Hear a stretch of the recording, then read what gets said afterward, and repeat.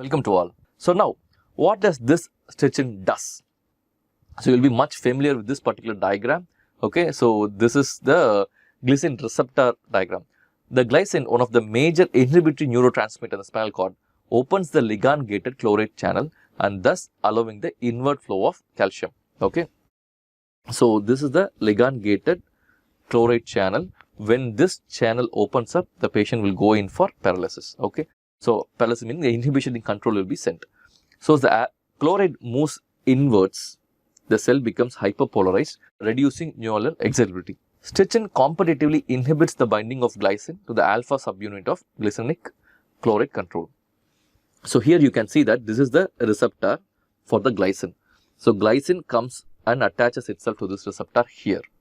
So once this is the GABA receptor, it's a GABA receptor, the glycine comes and attaches itself here. Once it attaches itself, it opens these receptors, chloride goes inside. So once chloride goes inside, inhibitory control is affected.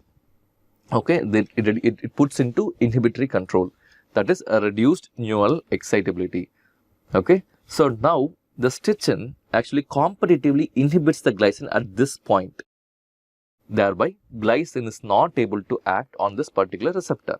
So when glycine is not able to act on this particular receptor, this receptor is kept closed. Once it is kept closed, the chloride is not going to enter. Inhibitory control is not let out. So there will be excitability at the other end. Although strychnine affects all parts of central nervous system in which glycine receptors are found, the most significant effect is seen in the spinal cord. It's very important. I'll tell you later. So the loss of glycine inhibition at the motor neurons in the ventral horn causes loss of inhibitory influence on the normally suppressed arc reflexes. The result is increased impulse transmission to the muscles, producing generalized muscular contraction. Okay, so there is the GABA receptor. The function of this GABA receptor is to send inhibitory impulses to the muscles.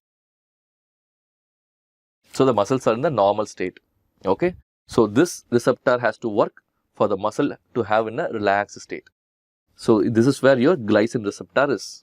Your strychnine goes and binds to the glycine receptor and inhibits its receptors itself. So the inhibitory control is lost. So once the inhibitory control is lost, muscle goes in for generalized muscular contraction. That's all it is. So how are we sure that strychnine is competitively inhibiting the glycine receptor? See, this is competitively inhibiting the glycine at the same receptor, right? How are we double sure about it? Because rabbits pre-treated with glycine had a 40% increase in the strychnine seizure threshold. Okay, the competitive nature of strychnine and glycine activity on the glycinergic chloride channel is thus proved. So once you give more glycine, the chance of getting a seizure is less.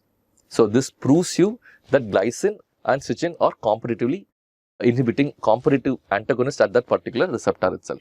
So now you see a patient with opisthotonus or severe muscle rigidity, right? One of the diagnoses comes to your mind is going to be tetanus toxin, right? So how this is different from tetanus? How is strychnine different from tetanus is the tetanus toxin, tetanospasmin, causes an identical clinical syndrome of muscular contraction, but it does so by preventing the release of presynaptic glycine and does not function as a competitive antagonist. There is this glycine receptor, okay, this is the glycine receptor end. Strychnine directly acts as a competitive inhibitor at this point, so that glycine cannot act over here, right? But what tetanus does is, there will be presynaptic nerve endings. Okay, glycine is being released from here, so that it acts over the receptor. Tetanus toxin blocks the release of glycine itself. Thereby, this receptor is also not functioning. The muscle goes for muscle contraction. So this is how tetanus toxin acts, that is by stopping the release of glycine. How does strychnine act? It acts as a competitive inhibitor at the site itself, at the receptor site itself.